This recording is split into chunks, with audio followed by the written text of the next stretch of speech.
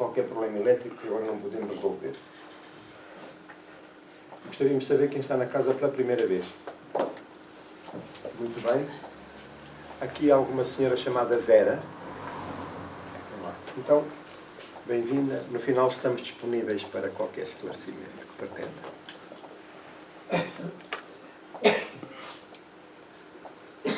A mensagem que vamos ler é um comentário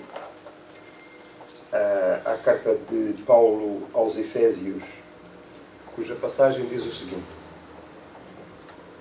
a grande luta, porque não temos que lutar contra a carne e o sangue, mas sim contra os principados, contra as potestades, contra os príncipes das trevas deste século, contra as hostes espirituais da maldade nos lugares celestiais.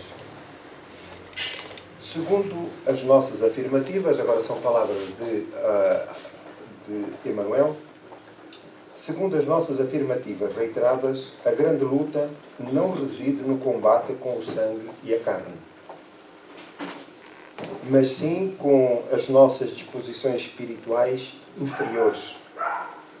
Paulo de Tarso agiu divinamente inspirado quando escreveu a sua recomendação aos companheiros de Éfeso. O silencioso e incessante conflito entre os discípulos sinceros e as forças da sombra está vinculado à nossa própria natureza, porquanto nos acompliciamos abertamente com o mal, em passado não remoto, portanto, relativamente recente. Temos sido declarados participantes das ações delituosas nos lugares celestiais. E ainda hoje, entre os fluidos condensados da carne ou nas esferas que lhe são próximas, agimos no serviço de autorrestauração em pleno paraíso. A terra é igualmente sublime degrau do céu. Quando alguém se reporta aos anjos caídos, os ouvintes humanos guardam logo a impressão de um palácio soberbo e misterioso, de onde se expulsam criaturas sábias e luminosas. Não se verifica o mesmo quando um homem culto se entrega ao assassínio à frente de uma universidade ou de um templo? Geralmente, o observador terrestre relaciona o crime, não se detendo, porém, no exame do lugar sagrado e venerável em que se consumou. A grande luta a que o apóstolo se refere prossegue sem descanso. As cidades e as edificações humanas são zonas celestiais. Nem elas e nem as células orgânicas que nos servem constituem os poderosos inimigos, e sim as hostes espirituais da maldade, com as quais nos sintonizamos através dos pontos inferiores que observamos desesperadamente conosco. Vastas arregimentações de seres e pensamentos sombrios que obscurecem a visão humana e que operam com subtileza, de modo a não perderem os ativos companheiros de ontem. Preparar mentalmente para a oração introdutória da tarefa da manhã, pedindo que todos nos unamos na tarefa, já que todos somos importantes para a sua realização.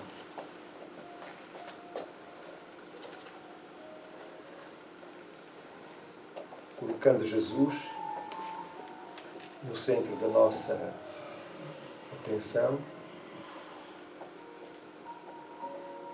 a sua figura majestática envolve-nos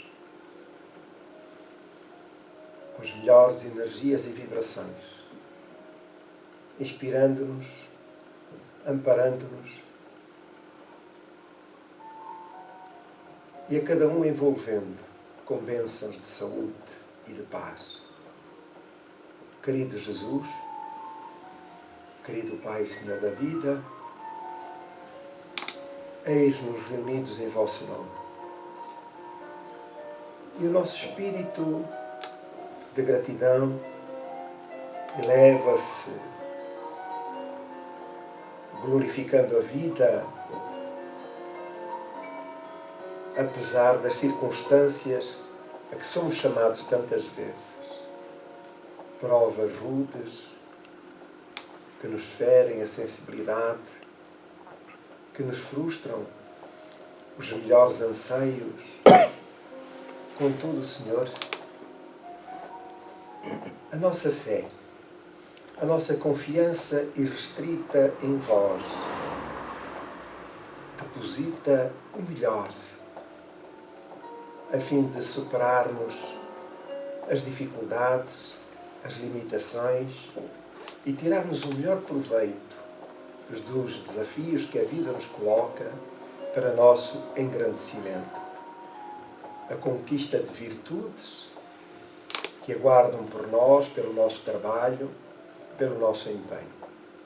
Abençoa-nos, pois, Senhor, os nossos bons propósitos. E nesta hora em que as nossas almas se desdobram em prece humilde e sincera, rogamos por todos quantos nos são caros, familiares e amigos, encarnados ou desencarnados, mas particularmente os que se encontram em maior dificuldade. Ampara-os, Senhor, e que a nossa humilde oração seja o arrimo para as suas dores, para as suas almas. Muito obrigado, Senhor.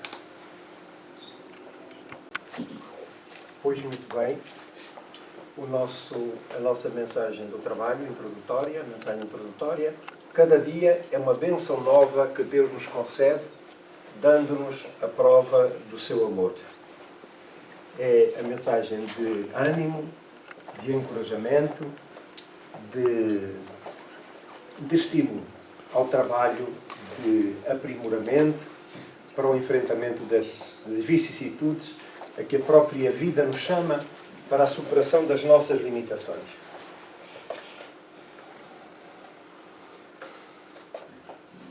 Hoje concluímos o estudo do Evangelho nesta ronda, com o capítulo 28º, ainda coletânea de preces espíritas. Elas têm sido apresentadas várias orientações por Kardec, e esta última, ainda no item 5, preces pelos doentes e pelos obsidiados. São orientações, como dissemos, mas que não vinculam com exatidão, porque o que Kardec pretende é chamar-nos à criatividade, ao empréstimo do melhor de nós durante as preces que fazemos em favor nosso e de outros. Então, hoje, nesta etapa final do estudo, é pelos obsidiados. É o tema principal. Então, a introdução que Kardec faz vai colhê-la junto do Livro dos Médiuns para termos a mínima ideia do que se trata efetivamente os obsidiados, a condição espiritual. E ele no item 81 diz o seguinte: a obsessão é uma ação permanente que um espírito mau exerce sobre o indivíduo. Leia-se espírito. Portanto, é uma relação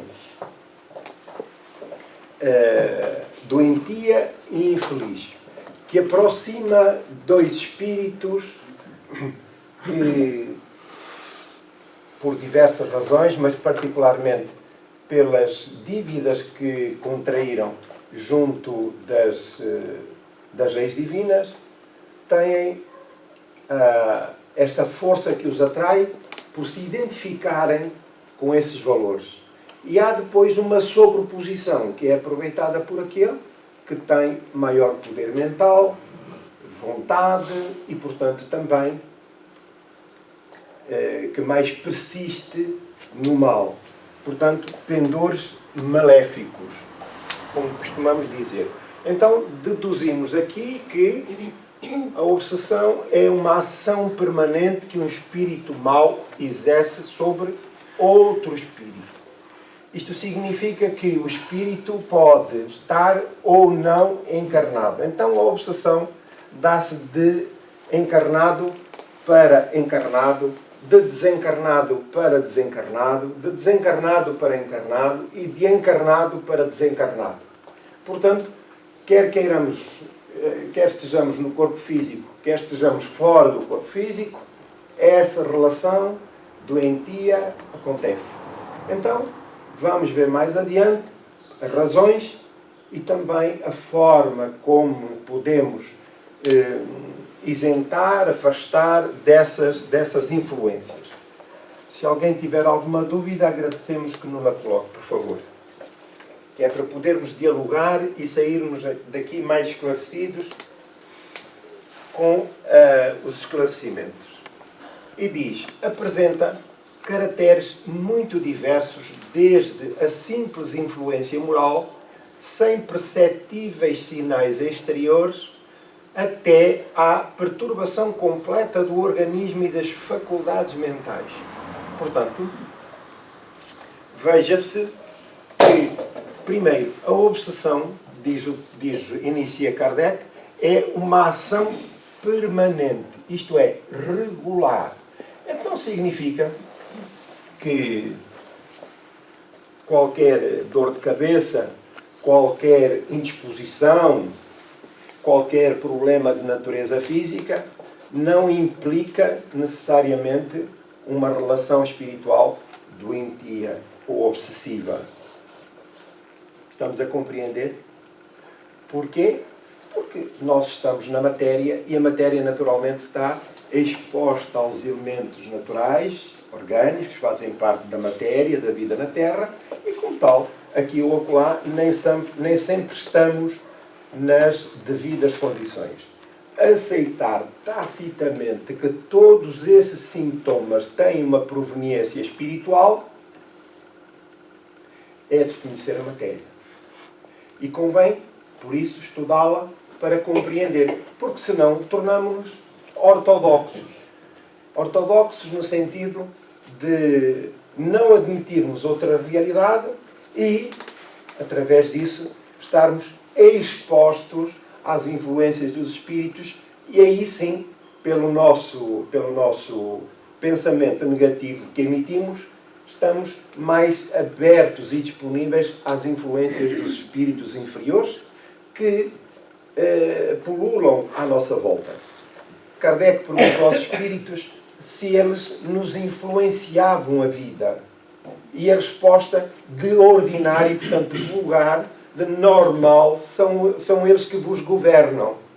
Os espíritos bons inspirando-nos para o bem, os espíritos menos bons, os maus, influenciando para o mal. Então, a nossa estrutura mental e moral é a defesa que nos protege das influências dos espíritos inferiores. E é certo que os espíritos mais elevados, como são os nossos guias espirituais, sempre nos induzem ao bem. Os outros sempre nos induzem ao mal, porque se comprazem também com o mal dos outros. E muitas das vezes essa relação infeliz, perniciosa, não significa que tenhamos um espírito vingativo no nosso encalce, mas espíritos, naturalmente, de ordem inferior, que se comprazem com o mal-estar do seu semelhante. Portanto, vamos seguir adiante. Alguma dúvida até aqui? Não há dúvida. Somos capazes já de explicar a matéria? Muito bem. É fundamental assimilar estes conceitos para que tenhamos força, ânimo e, sobretudo, discernimento e bom senso para a matéria.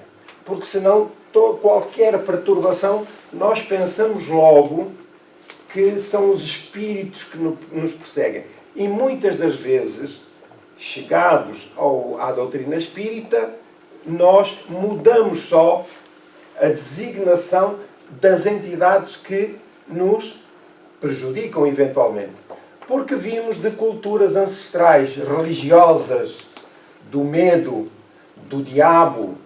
E, portanto, já houve tempos em que tudo o que acontecia era influência do diabo. Menos bom. Tudo o que não fosse menos bom era influência do diabo. E esse conceito transitou de encarnação para encarnação e, chegados à doutrina espírita, nós só mudamos o registro. Isto é, em vez de ser o diabo, são os espíritos inferiores. E muitas das vezes os espíritos inferiores também, coitaditos, estão sossegados no canto deles. Mas os perturbados não são eles, somos nós. E é preciso saber discernir isso. Porquê? Porque nem tudo do que padecemos é espiritual. Estamos a compreender? Nem tudo do que padecemos é espiritual. E pode ser até um problema de natureza mental ou psiquiátrica, que requer o acompanhamento do especialista para o devido tratamento. Então, a ideia de que, entre comas, o diabo nos persegue, é a mesma filosofia que nós transitamos, que nós transportamos para o campo da doutrina espírita. Mas o discernimento é fundamental. Vamos ouvir o que Kardec diz mais adiante. Portanto,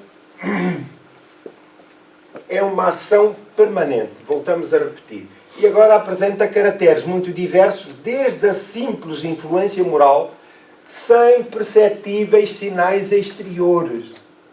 Portanto, nós podemos andar assim bem engomados, como eu, não é? Todo lindo, muito bem disposto, mas a presença espiritual inferior ali está a marcar presença.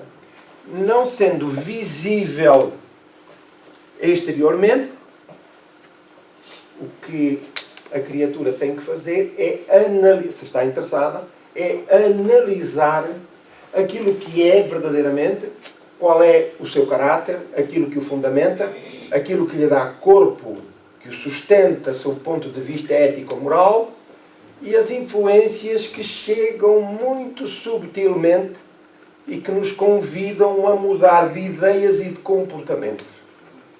Então, é uma questão que temos que estar atentos e vigilantes, porque podemos estar, de facto, sob a influência espiritual, quando nos assaltam pensamentos persistentes de ordem inferior e que nós reconhecemos não serem nossos. Mas para fazermos essa separação,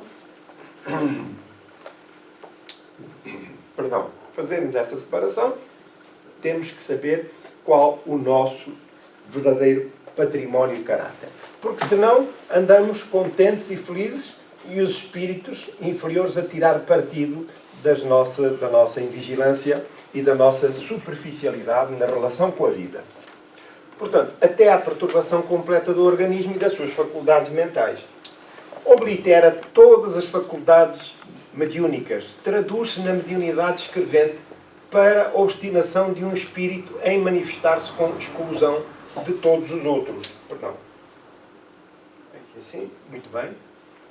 Portanto, aquilo que está aqui agora a falar de espíritos mais perniciosos, mais conhecedores da matéria e que procuram sitiar, cortar a criatura, isolá-la nas suas funções regulares, não só no pensamento, nas suas ações, para o dominar completamente, tanto quanto possível. E se a criatura não reage de forma positiva, se deixa enredar pelo estado mental negativo, depressivo e lentamente vai se entregando aos comandos dos espíritos inferiores. E por isso é muito importante mantermos a atenção relativamente ao nosso estado íntimo e procurarmos, apesar às vezes das circunstâncias, mas procurarmos alegria, confiança em Deus e oração.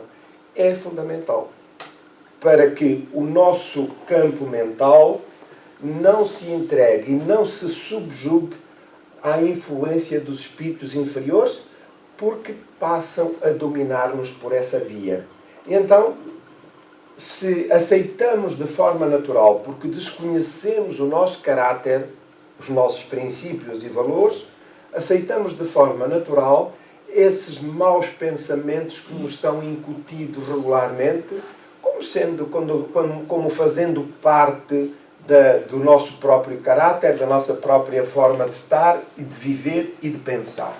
Portanto, sempre procurar o lado positivo da vida, confiança em Deus, para fugirmos à influência dos espíritos inferiores. E vejamos que até procuram isolamento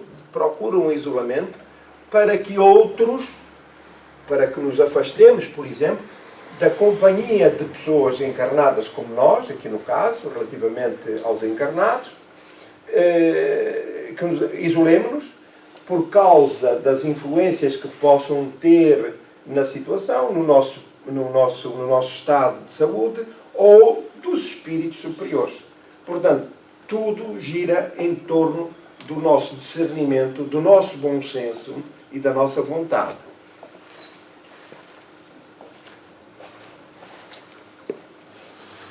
Os espíritos maus pululam em torno da Terra em virtude da inferioridade moral dos seus habitantes. Portanto, a população da Terra não se resume, não se restringe somente à população encarnada. Nós somos espíritos que estamos aqui temporariamente. Outros já aqui estiveram, passaram para o lado de lá. Nós já estivemos do lado de lá, já estamos aqui. E este movimento de vai e vem é regular no processo que está sujeito à lei do progresso. E a lei do progresso implica que cada um de nós talhe o seu próprio destino, portanto, realize o trabalho que lhe é devido, no sentido de poder ascender a outros patamares mais elevados da vida. Acontece que esse ritmo, essa dinâmica que nos compete realizar, nem sempre é tão eficaz quanto desejável. Então, muitos de nós vamos nos deixando andar e depois logo se vê. A verdade é que, enquanto não conseguirmos avançar, vimos, portanto, num processo de nascer, viver, morrer, voltar outra vez à Terra e assim sucessivamente. Então, lentamente, vamos conquistando valores e vamos nos afastando da retaguarda da vida e alcançando patamares mais elevados. Ora, entretanto, a nossa presença na vida, quer deste lado, quer do outro, vai se desenvolvendo e agindo em conformidade com o nosso caráter. Ora, o nosso pensamento, as nossas ações, e nem sempre são totalmente felizes ainda. Portanto, há momentos infelizes, pensamentos, palavras, ações, o que influencia o nosso estado íntimo, mas também aqueles que estão à nossa volta. Estamos a compreender? Influencia o nosso estado íntimo e aqueles que estão à nossa volta. Então, é uma triste notícia, mas eu tenho que dar. Então, nós somos potenciais obsessores enquanto não mudarmos de registro. Porque, normalmente, quando falamos dos obsessores, de quem estamos a falar? Dos outros. Porque nós somos vítimas inocentes. Nós somos pessoas boas, perfeitas. E vítimas da perseguição dos outros. Mas a verdade é que, se analisarmos ainda os nossos pendores, há ali umas ligeiras arestas que ainda magoam. Ora, influenciam de forma acentuada aquilo que é a nossa vida, o nosso modo de viver, como é que nós operamos os nossos gostos, os nossos conselhos, as nossas opiniões, por aí adiante. Então, em boa verdade, Kardec está ali a dizer, a falar de forma genérica, e nesse grupo estamos nós incluídos também. Então, começa aqui a pergunta já. Até onde é que eu sou facilitador? Porque para uma relação, quer positiva, quer negativa, sob o ponto de vista energético e vibratório, elas têm que ser compatíveis. Ora, se eu estou a ser influenciado por um espírito obsessor, significa que eu estou no mesmo registro. Estamos a compreender? E no mesmo registro, porquê? Podemos ter campo aberto pela nossa postura mental, pelos nossos valores, enfim, descuidamos e agimos de forma desajustada com a nobreza de caráter que reclama, de facto, comportamento diferente para melhor. Portanto, colocamos-nos, digamos que, na mão do inimigo, passa a expressão. Ora, é para trabalharmos em sentido contrário que estas influências também nos devem alertar. E para fugirmos nós dessa influência. A obsessão, como as enfermidades e todas as aflições da vida, deve ser considerada prova ou expiação e, como tal, aceite. Portanto, em muitas circunstâncias, ela é de facto uma expiação e também uma prova. Porquê? Porque nós mantemos as nossas relações com aqueles que nos são próximos sob o ponto de vista físico, mas também sob o ponto de vista espiritual. E muitos daqueles que nos perseguem espiritualmente são criaturas que reclamam do nosso comportamento, das nossas ações no passado, mais ou menos remoto, ou mais ou menos próximo. Compreendem?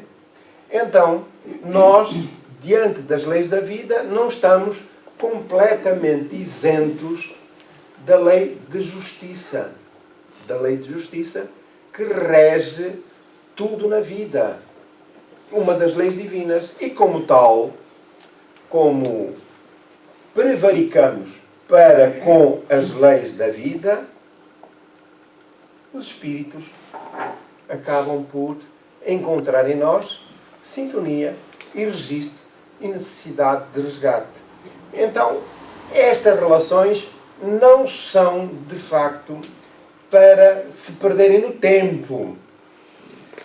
Que lições é que podemos tirar da experiência? Que lições é que podemos esperar ou retirar da experiência? Ora, esses espíritos que convivem conosco são igualmente sofredores, tendo ou não tendo reclamação direta a respeito do nosso comportamento, são sofredores como nós somos. Quando nós pedimos auxílio porque estamos a ser importunados por qualquer espírito, sofremos, não é verdade? E esse incómodo é que nos leva à procura de ajuda. Mas o espírito que se aproxima de nós é igualmente necessitado. Então, não há aqui no processo vítimas e algozes. Se quisermos, somos ambos vítimas da incongruência de comportamentos, das más ações que nos levaram àquelas circunstâncias. E sempre que confrontados com circunstâncias desta natureza, nós devemos ser solidários com a dor do semelhante. Solidários. E aquilo que normalmente acontece é que nós furtamos a compreender a dor alheia. Nós queremos é fugir. Tratem-me da saúde e depois façam o que quiserem com aquilo. Não pode ser. Nós fazemos parte da família universal. E então, para percebermos que esta relação deve despertar em nós também solidariedade, fraternidade com aqueles que sofrem. Se uns nos incomodam, é nas entrelinhas dessa relação que nós percebemos um grito de socorro, um pedido de ajuda. E nós, jamais despertos para as circunstâncias, vamos ao encontro dessa necessidade. Não é o que fazemos com um familiar nosso? Com algum afeto nosso? É assim, senhor. Não me digam que não. Eu pensei que eu ouvi. Mas afinal. Pois muito bem. Então o conceito espiritual é da família universal. É da família universal. Então, nós, aquele que se aproxima de nós e nos pede auxílio, já pode ter sido filho, pai, amigo, marido, mulher, de outras vidas, que nós não nos recordamos, mas que encontra em nós o meio para obter a ajuda que precisa. Então, é uma forma de a própria dinâmica da vida permitir que se abra a compreensão, a nossa compreensão, às necessidades do outro. Estão-me a compreender? Então, é fundamental percebermos esta relação e de como as circunstâncias difíceis são também uma oportunidade para aprendermos a relacionarmos com aqueles que nos perseguem e caluniam, que nada mais são do que espíritos necessitados e sofredores. E quando eventualmente estamos na presença de espíritos destes aéreos, é certo e sabido, vou-lhes revelar um segredo, é certo e sabido que daqui a 10, daqui a 20, 50, 100, 200, 300 ou 400 anos, vamos nos sentar frente a frente para resolvermos as nossas questões.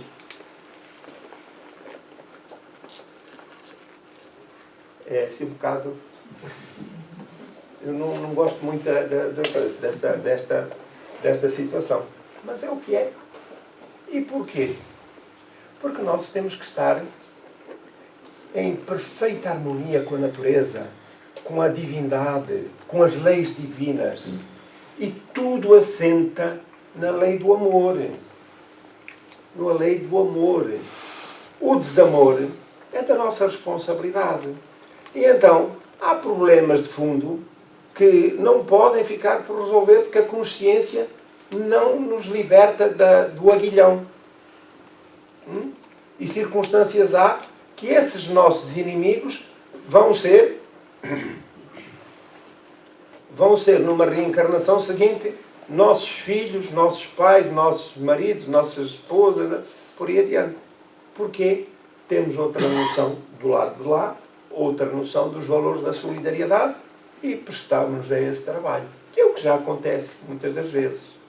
Os que nós amamos por uma cultura humana, está ali implícito na alma, mas pela cultura humana de respeito, dedicação à família consanguínea, nós vamos alargando esse conceito.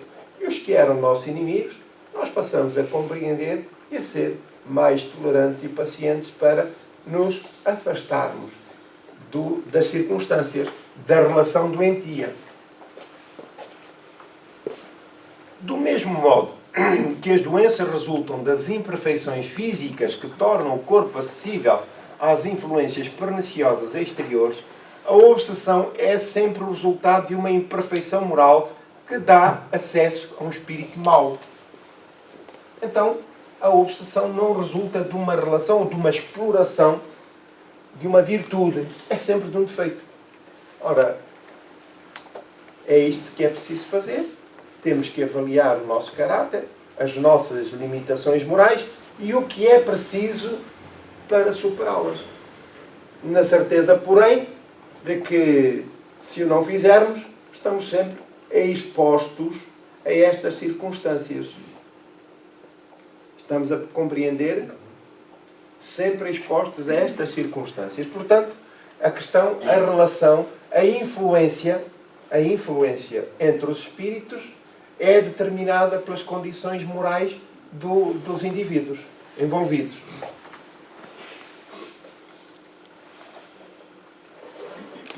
Às causas físicas opõem-se forças físicas, a uma causa moral tem que se opor uma força moral.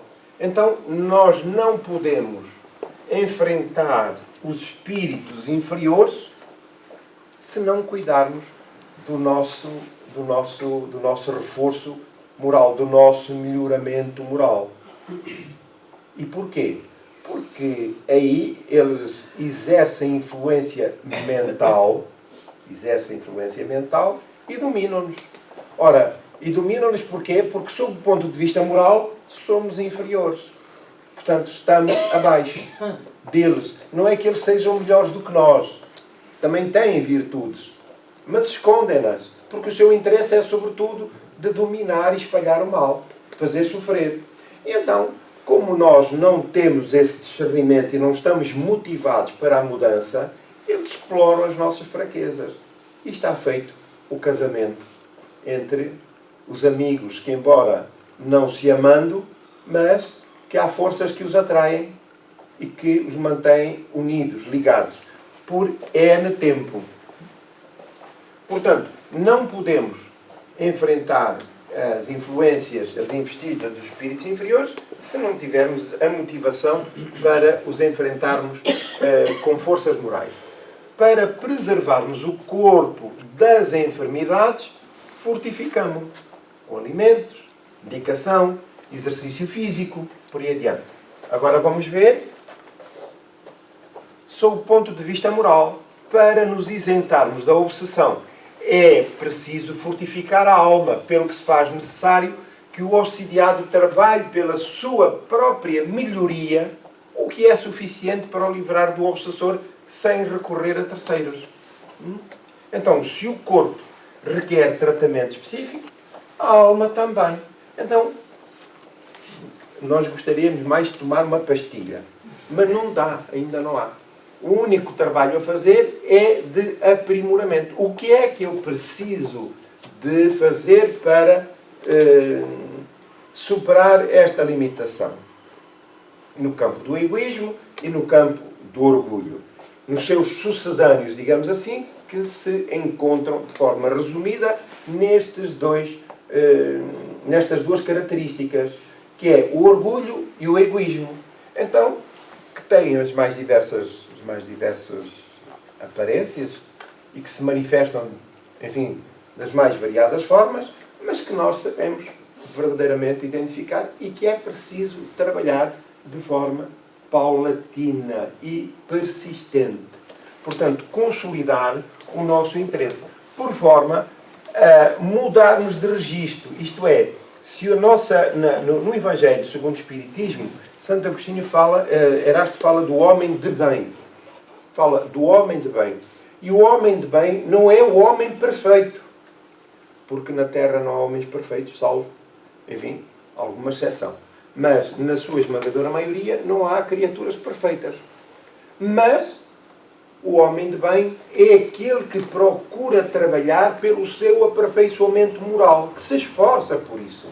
Ora, em função desse esforço, naturalmente que se movimentam na espiritualidade aqueles que se afinam connosco, que passam, digamos assim, a olhar para o nosso esforço, a valorizá-lo e, por isso, acompanham-nos nesse trabalho de aprimoramento e que, desde logo, começa a apresentar resultados salutares, que é criar um campo energético que resulta da mudança da motivação mental, o campo mental, que altera todo esse campo energético e vibratório à nossa volta.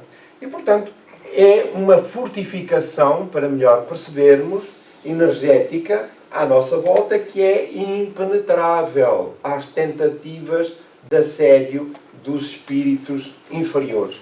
Portanto, não há para percebermos que muitas das vezes chegamos à casa espírita como se a casa espírita fosse, ou queremos da casa espírita, uma tenda de milagres. Não há milagres. Portanto, o que há é apoio. E nós que somos espíritas devemos usar a razão, o bom senso, para percebermos os meandros e o esforço que nos é devido no nosso aprimoramento, ou melhor, no nosso progresso moral, que nos afasta dos espíritos inferiores e das enfermidades espirituais. Estamos a compreender? Então, a casa espírita dá o apoio que se faz necessário, mas tudo isso requer do paciente, entre comas, o esforço no seu aprimoramento moral.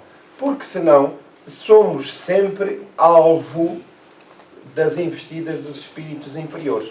E não temos quaisquer defesas.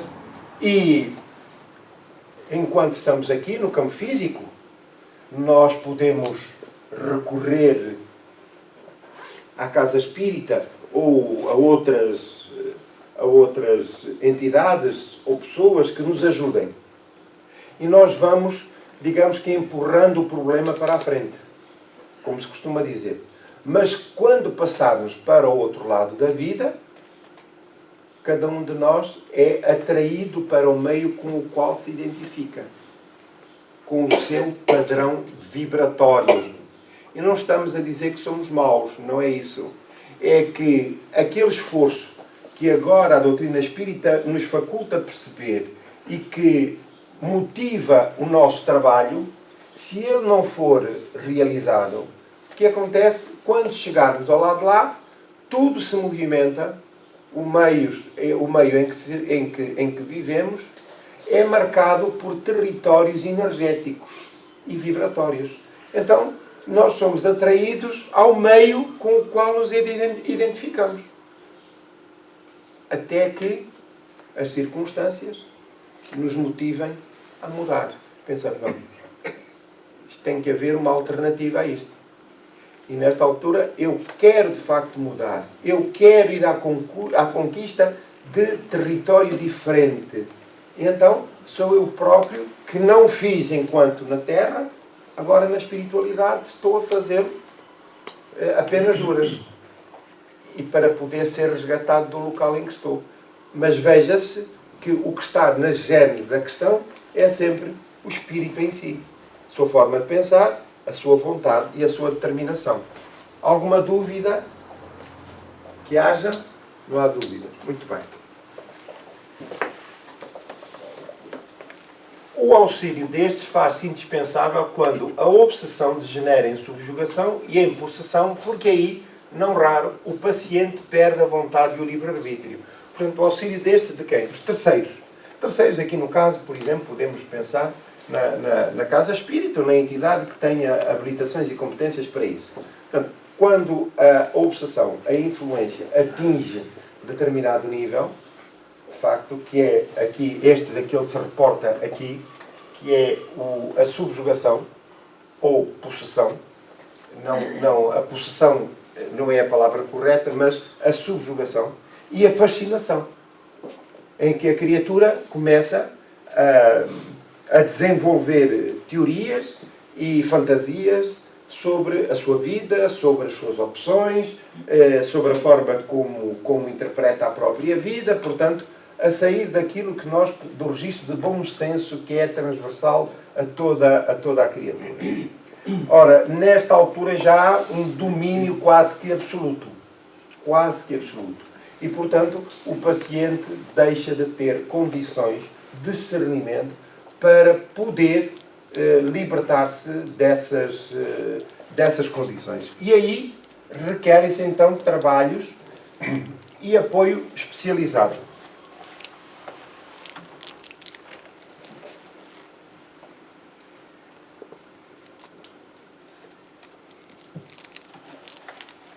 Portanto, para lhe dar as condições necessárias a fim de poder voltar a usar o seu livre-arbítrio, já que perdeu todo este discernimento. Quase sempre a obsessão exprime a vingança que um espírito exerce e que tem frequentemente relação com que o obsidiado manteve com ele em existência anterior. A esmagadora maioria. Então, e porquê é que Deus permite? Se Deus não permitisse, então ia ser bonito. Porquê? Porque nós muitas das vezes só percebemos a verdade, a realidade, com a dor. Já tinham pensado nisso? Não é? Uma dor de dentes. Vejamos, para sermos mais claros. Uma dor de dentes. Uma dor de dentes forte. Quem é que tem paciência para estar a ouvir o discurso? Se tivesse uma dor de dentes forte, ninguém estava aqui. Estávamos em casa medicados, deitados. Nem atendemos o telemóvel. Nem nada. Queremos é sossego. Queremos é sossego. É a dor que ali está latente e que nos sitia naquilo que é o mínimo indispensável. Ora, sob o ponto de vista espiritual, esta relação, a dor, serve para tirarmos proveito. Porquê? Porque a dor de dentes, porque é que o dente me está a doer? Começamos logo a perguntar. Vou à procura do médico e o médico diz, você, a sua alimentação cria condições para isto. A falta de cuidados de limpeza ou manutenção dos dentes cria condições para isto. E nós estamos a aprender porque, a partir de agora, o tratamento é feito. Então, cautela, porque tenho que tomar cuidados para não volte a acontecer. Ora, sob o ponto de vista espiritual, é exatamente a mesma coisa. Então, digamos que os espíritos, é muito interessante. Exprime a vingança que um espírito exerce. Mas nós também somos espíritos. E será que eu também ainda alimento o desejo de vingança? Não. De todo. Mas, para quem não nos ouve, quem alimenta o sentimento de vingança, o que é que acontece? Ou pode acontecer? É um potencial obsessor. Não é? Não é o que seduz daqui? Então há trabalho a fazer. No campo do caráter. E olhar para os pendores morais mais acentuados no campo do orgulho que, enfim, nos mantém muitas das vezes o desejo de estarmos a suplantar todos quantos connosco lidam. Então, é muito interessante esta colocação.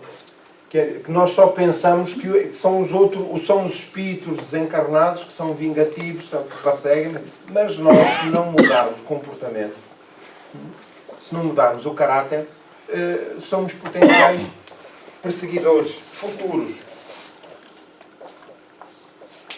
Nos casos de obsessão grave, o obsidiado acha-se como que envolvido e impregnado de um fluido pernicioso que neutraliza a ação dos fluidos salutares, repelindo-os.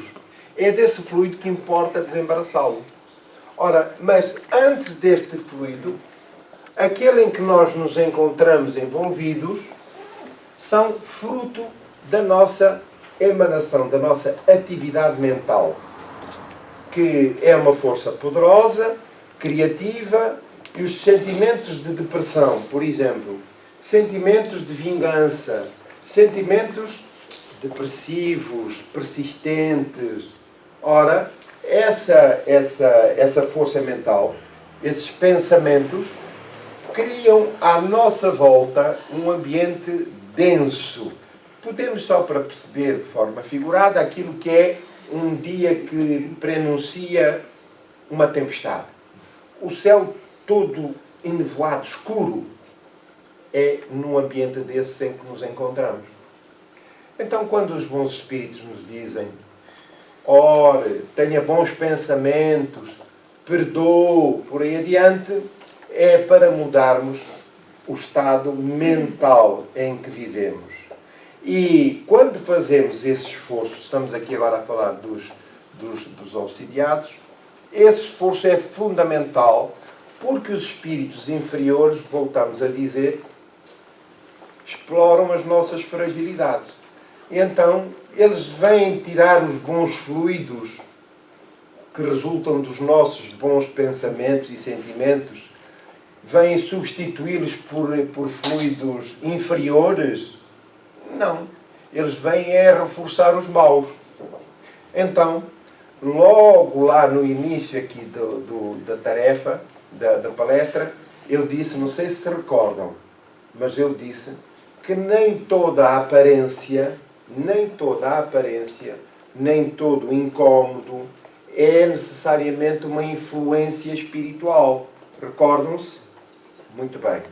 Então, se não é, eu estou perante uma pessoa desequilibrada mentalmente, a produzir energia e pensamentos deficitários, densos, e é nesse padrão em que se encontra. É ele, não há espíritos à volta dele. É só ele. Ora bem, quando os espíritos encontram sintonia e terreno para progredir, eles não vêm retirar esses fluidos nefastos e perniciosos em que se encontra a criatura. Vêm reforçar, adensar ainda mais. E então aquilo funciona como um colete de forças. Quer dizer, a criatura passa a estar maniatada, com dificuldades de respiração, de locomoção, dificuldade de controle mental, portanto, a mente desajustada e com muita dificuldade de concentração, pensamentos negativos, por aí adiante. Ora, mas de quem é a responsabilidade, afinal? Nossa. Porque no início nós não cuidamos da tal higiene, que aqui no caso não é o dentista, mas são os espíritos, os bons espíritos que recomendam a higiene espiritual. Está certo?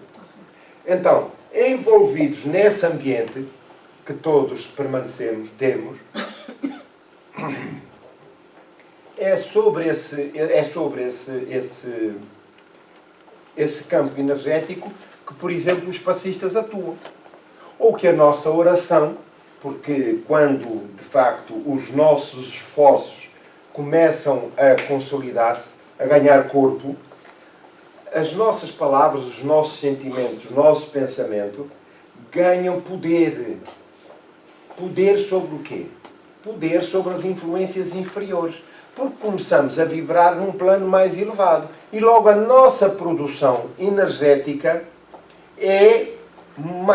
suplanta os níveis do poder dos espíritos inferiores. E então começa a afastar, a pulverizar aquele ambiente em que se encontra inserido. Estão-me a compreender? Então começa a refinar lentamente o seu campo energético e a melhorar. Aquela nuvem densa, perdoe-me a expressão, e pesada em que se encontra envolvido, começa a atenuar-se, tal como acontece na natureza, começa a atenuar-se, começa a pulverizar-se e começa a brilhar então com mais intensidade aquilo que é o património da própria criatura, que é devido ao esforço que está a fazer.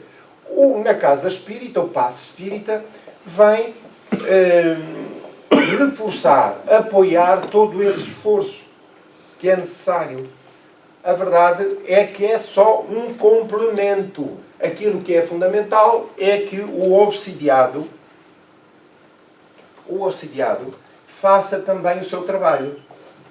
Ora, mas nós não estamos, quando falamos do obsidiado, nós não estamos a falar só do desencarnado. Ou melhor, só do encarnado, mas também do desencarnado. Porque ele próprio é um obsidiado. Ora, o que é a obsessão? Já tivemos lá atrás. Que é a influência perniciosa, constante, regular, entre dois espíritos. Mas a obsessão pode atingir planos de auto-obsessão. Isto é, eu sou fruto dos meus próprios pensamentos persistentes, regulares, de caráter negativo. Então, não há espíritos à nossa volta que nos obsidiam. Somos nós mesmos que nos obsidiamos. Estão-me a compreender? Funcionamos em circuito fechado. Em circuito fechado. Mas isto é teórico? Não, não é teórico. Os trabalhos de assistência espiritual, onde os espíritos se manifestam, muitas vezes os espíritos que aí ocorrem, que aí são trazidos pelos benfeitores, são criaturas encarnadas. Estão-me a compreender? Para serem tratados sob o ponto de vista psicológico e mental, aqui enquanto fora da matéria, que é mais fácil, como se trata de um outro espírito que nós classificamos de obsessor. Estão-me a compreender? Ora, a auto-obsessão é também uma variante da obsessão de que nós ouvimos falar e que é a própria realidade.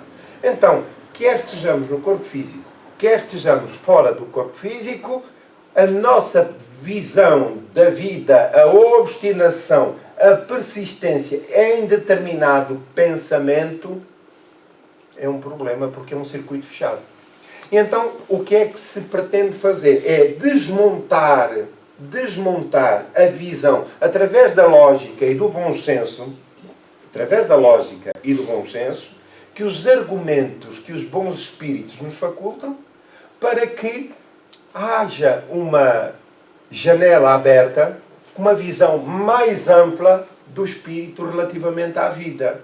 Então é muito comum nós ouvirmos pessoas dizerem: eu sou assim, olha, não vale a pena, que eu vou morrer assim. Não ouvimos? Estamos num caso, nos primórdios, se não já efetivada, de uma auto-obsessão. Por quem não está aberto à mudança para melhor, é uma criatura infeliz. E isso pode ser no espírito encarnado como no espírito desencarnado. Ora, quando eu me classifico como vítima de um espírito que me persegue e sou obsidiado, em boa verdade, o outro também é obsidiado. Então nós estamos a lidar com dois obsidiados. Daí a razão porque lá atrás nós falamos de misericórdia e solidariedade, de compreensão e tolerância para com as dores do outro. Porque ele também é uma vítima de si ou de outros, tal como eu sou. Então, voltamos aqui ao princípio. Sentamos um para o outro, olha, nem vale a pena continuar com isto. Já somos dois tolos. A valorizar aquilo que não tem importância nenhuma. Porque, afinal de contas, olha, nós precisamos é do colo um do outro. Ora, quando isto acontece, a criatura reconhece a sua própria realidade e é suficientemente humilde para reconhecer a realidade do outro. E percebe que ambos estão no mesmo caminho e necessitados da compreensão mútua, da tolerância mútua e do auxílio mútuo. Estamos a compreender? Então, o que nos deve motivar não é fugir dos obsessores, é melhorarmos o nosso caráter. É isso que é fundamental. Tudo o resto virá por acréscimo.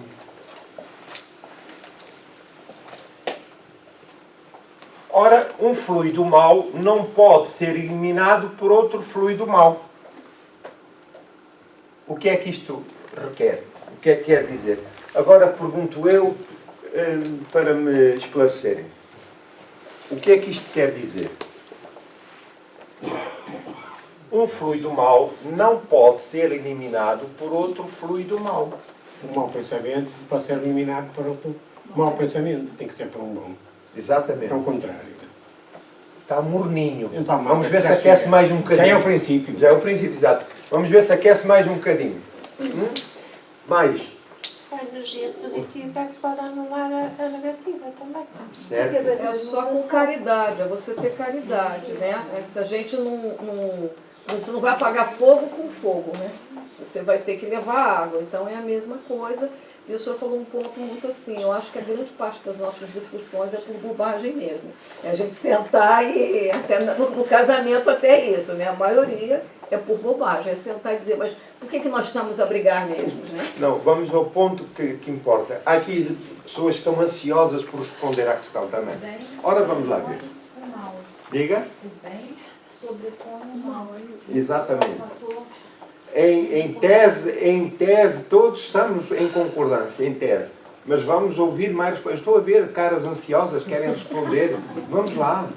É através do perdão e do amor que se combate o pecado. Muito bem. Mas e o que é que está por trás disso? O que é que está por trás disso, das respostas que foram dadas? É a importância da vontade do indivíduo em mudar. Mudar para melhor. E é isso que gera outras circunstâncias e outras condições para poder dar um fluido bom. Bom pensamento, orações, tudo quanto foi dito é verdade, mas o que está na retaguarda é o trabalho que é preciso fazer. O trabalho de renovação moral. Ora, não basta só a pessoa querer. Não, é preciso ter competência moral para isso. O esforço. Reportamos novamente à mensagem de Erasto sobre o homem de bem. O esforço que cada um faz para poder ir ao encontro das necessidades. Porque se a criatura não... as partes envolvidas, mas sobretudo quem dispensa a tarefa de passe nos trabalhos de assistência espiritual, se não faz esse esforço de aprimoramento que resulta da vigilância que deve ter sobre si mesmo, então não há fluido bom para suplantar o fluido mau. Estamos a compreender? Portanto, isto é tudo muito fácil. O que está... Diga, Marisa. Isto não é fácil. Diga? É. O que está na gênese de tudo é a vontade de mudar. Isso vai começar. Da reforma moral. Tudo está resumido. É fácil, não é? Mas é um processo longo. É, mas sob o ponto de vista, digamos que da vida, da realidade da vida, é tão simples quanto isto. Agora, nós é que tornamos a questão mais complexa. Porquê? É claro que vamos sair da nossa zona de conforto. E nós temos dificuldade na mudança. Não é? Até na condução, o nosso carro, se dão conta, já sabe o caminho para casa, porque se fazemos a viagem sempre no mesmo sítio. Se às vezes nós temos, por qualquer razão, há um obstáculo, temos que sair daquele circuito, nós já nos perdemos, já saímos da nossa, ficamos aflitos. Porquê? Saímos da nossa zona de conforto. É normal, mas o progresso faz-se com luta, com persistência e determinação.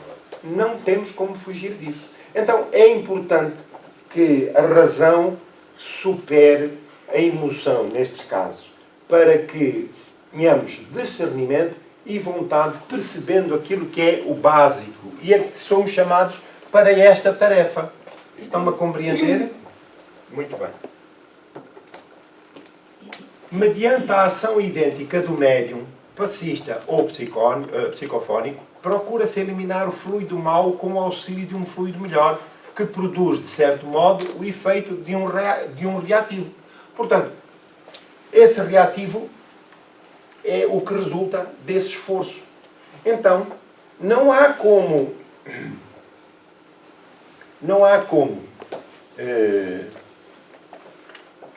querer elucidar, esclarecer. Não é afastar nem correr com os espíritos maus. Não. É esclarecê-los.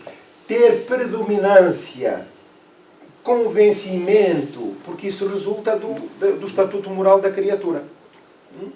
Ora, no Evangelho, os próprios apóstolos recorreram a Jesus reclamando que havia espíritos que eles não conseguiam, de facto, afastar.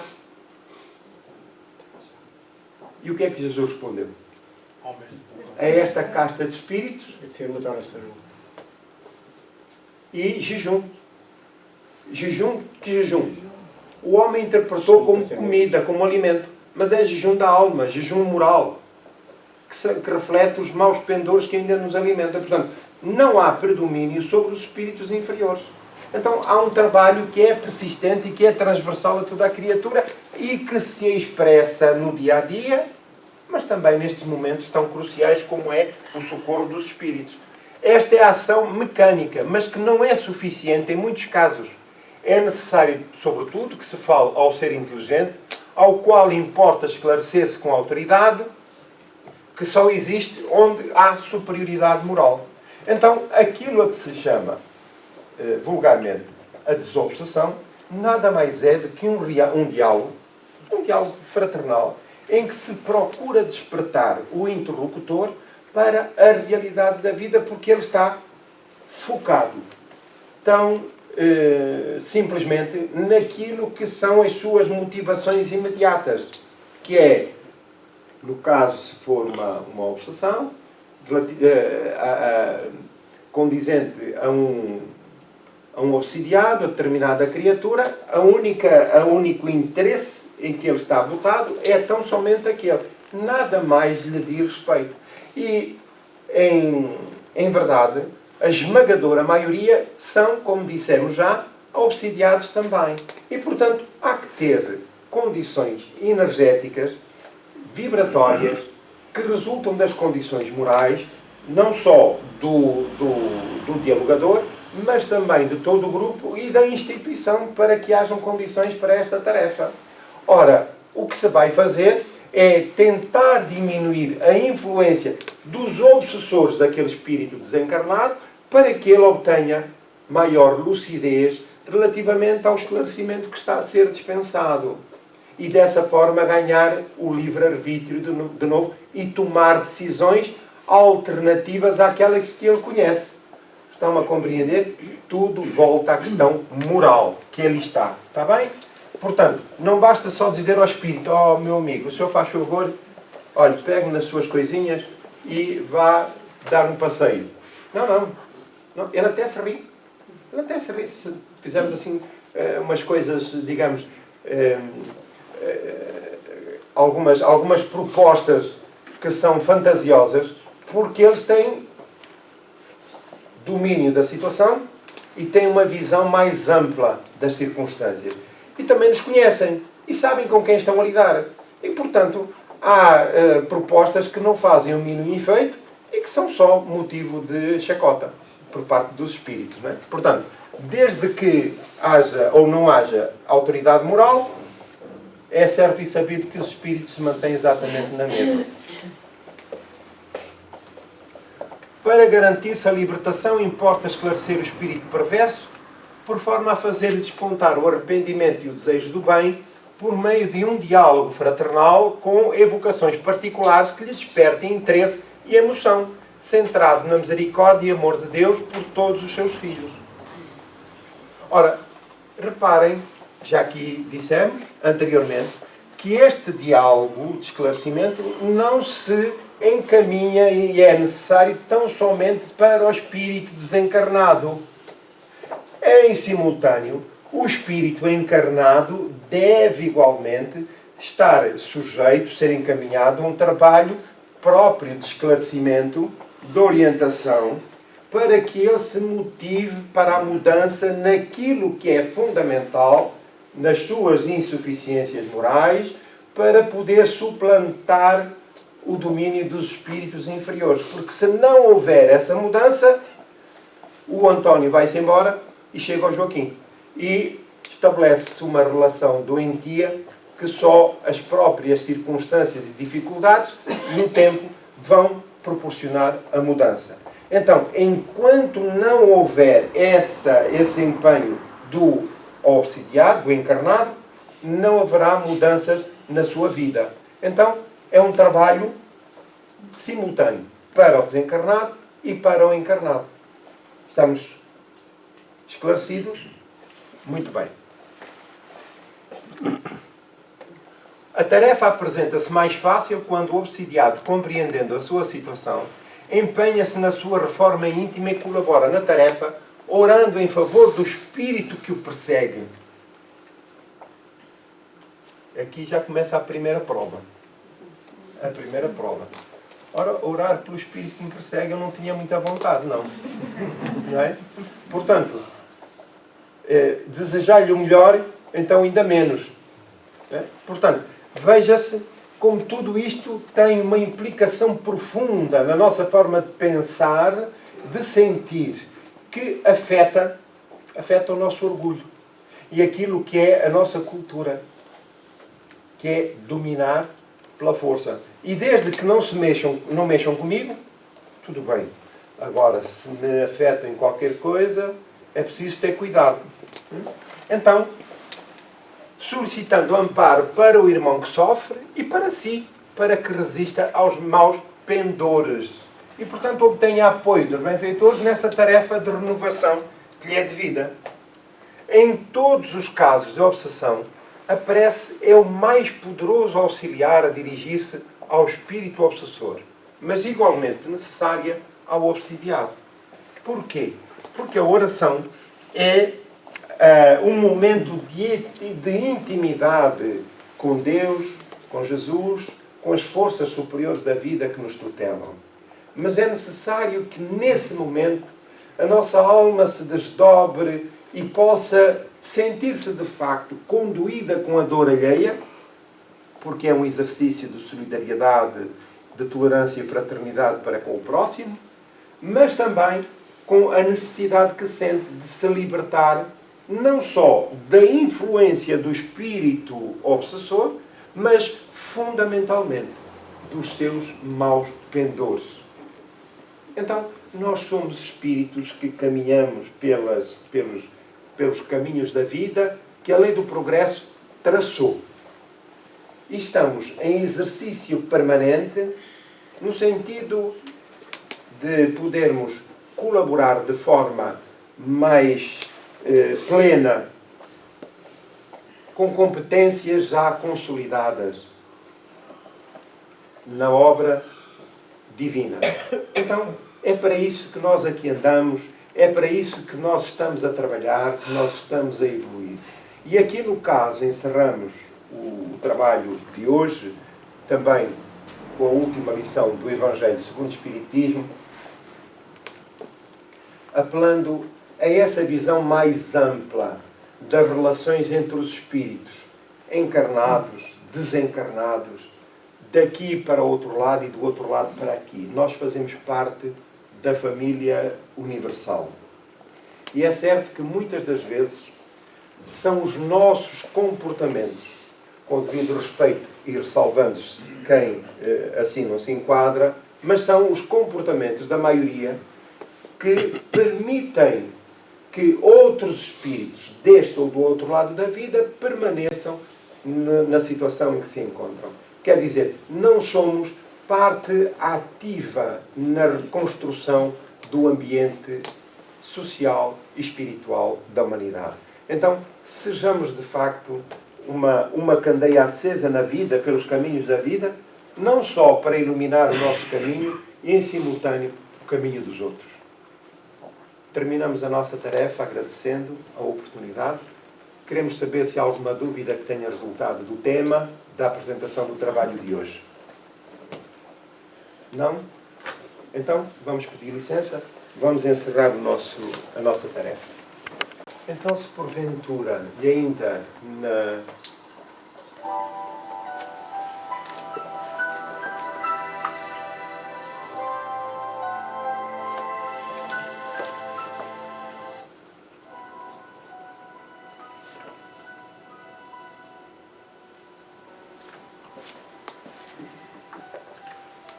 e se porventura haja qualquer circunstância na nossa vida que nos inquiete, relações pessoais, relações espirituais, vamos deixar que a nossa alma transpire solidariedade. Liberte, tanto quanto possível, sentimentos de paz, de amor, em favor dos nossos desafetos, encarnados ou desencarnados. Mas que a nossa oração seja, de facto, tão sincera e verdadeira quanto possível. E libertemo-nos de mágoas que nos retêm à retaguarda da vida, para deixarmos fluir os sentimentos de amor e fraternidade que sentimos na alma. E hoje nós falamos de obsessores e de obsidiados. Em boa verdade, todos somos doentes da alma que necessitamos do amparo divino. E é nessa condição, nivelando-nos por aqueles que sofrem, que perseguem,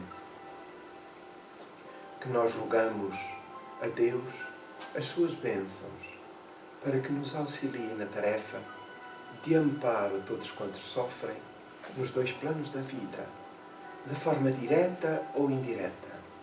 A oração é um elemento poderoso que acionamos porque, recheado dos melhores valores, o desejo sincero do bem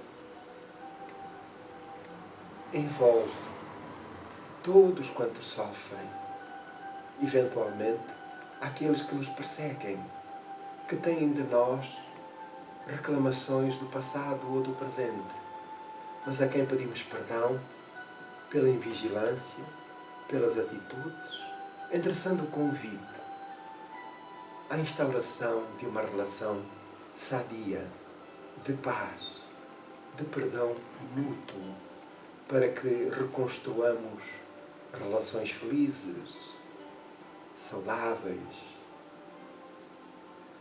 Assim, Senhor, encaminha a nossa oração para o atendimento daqueles que se encontram em dificuldades, a fim de sentirem na intimidade da alma o nosso apelo, o nosso convite, o nosso testemunho fraternal e solidário. Lembra-te também, Senhor, que naquelas regiões de maior dificuldade, quer no plano físico, quer no plano espiritual, espíritos obsessores, espíritos obsidiados, em precárias condições, em sofrimento profundo, a nossa oração é um raio de luz que penetra as regiões, tocando os corações, tocando as mentes dos nossos irmãos que aí se situam. E no plano físico, Senhor, de igual modo, àqueles que têm a responsabilidade de conduzir os seus povos, líderes das nações, investidos de tamanha responsabilidade, estejam sensíveis às vozes dos céus que sempre inspiram e motivam à prática do bem.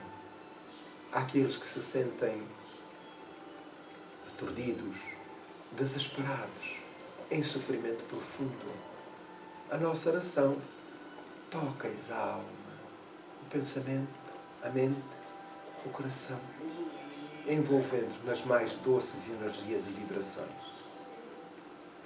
Mestre querido, para este espaço que nos acolhe e para todos quantos se encontram aqui nos dois planos da vida, permite que as tuas bênçãos desçam iluminadas pela luz do teu amor. Para que todos, Senhor, recordando ainda os nossos afetos, encarnados ou desencarnados, possam igualmente sentir a vibração da nossa alma. Muito obrigado, Senhor. Que a vossa paz permaneça connosco, hoje e sempre.